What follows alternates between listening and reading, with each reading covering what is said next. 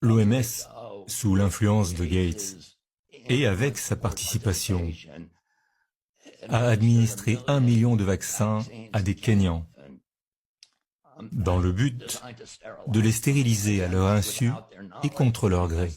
Elle a prétendu qu'il s'agissait d'un programme de vaccination contre le tétanos, et a inclus dans les vaccins contre le tétanos, à l'insu de tous, des hormones gonadotropines humaines, qui interagissent avec l'indotoxine tétanique pour provoquer une castration chimique chez les femmes. Et il a donné cela à... l'OMS l'a donné à au moins 1 million de femmes au Kenya. Et ils avaient des programmes similaires au Nicaragua, au Mexique et aux Philippines, où ils faisaient clairement la même chose. Même si nous n'avons pas les flacons, nous avons obtenu les flacons du Kenya. Donc nous savons ce qu'ils faisaient et ils l'ont admis. Ils ont admis avoir stérilisé secrètement des femmes africaines contre leur gré et à leur insu. Je vous invite vivement à lire ce chapitre de mon livre. Ils ont admis qu'il s'agissait de gonades. Tout d'abord, ils ont caché la présence d'une hormone gonadotrope humaine dans ce vaccin, car il n'y avait aucune raison pour qu'elle s'y trouve.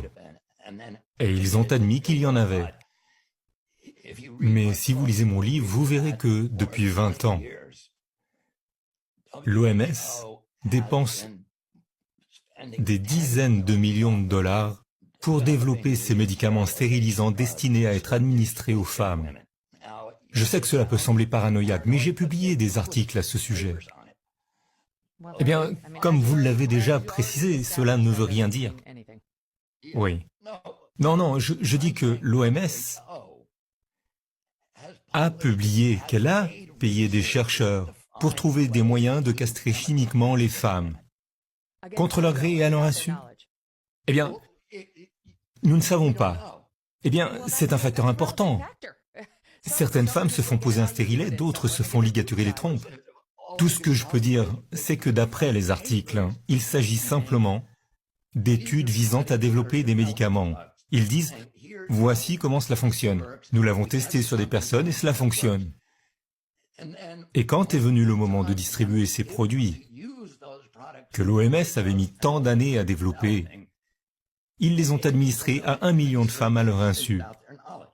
Les articles ne disent donc pas « Voici ce que nous allons faire, nous allons les prendre par surprise et leur tendre une embuscade ». Les documents disent « Voici comment développer ce vaccin et le cacher dans un vaccin contre le tétanos ». Et puis, quand le moment est venu de mettre en œuvre le programme, ils n'en ont pas informé les femmes et ils se sont fait prendre par l'Association médicale catholique du Kenya, qui a remarqué que, tout d'abord, généralement, quand on se fait vacciner contre le tétanos, on ne donne qu'une seule dose et il est efficace pendant 10 ans. Mais on leur a dit de prendre 5 doses en 6 mois, ce qui a poussé les médecins de l'Association médicale catholique à dire qu'il y avait quelque chose qui clochait. Et cela n'a été administré qu'aux femmes en âge de procréer, âgées de 14 à 34 ans, je crois. Ce qui était étrange, car les hommes peuvent aussi attraper le tétanos, et il n'y avait pas d'épidémie de tétanos à l'époque. C'est à ce moment-là que l'Association des médecins catholiques s'est procuré les flacons et les a fait tester par une demi-douzaine de laboratoires différents.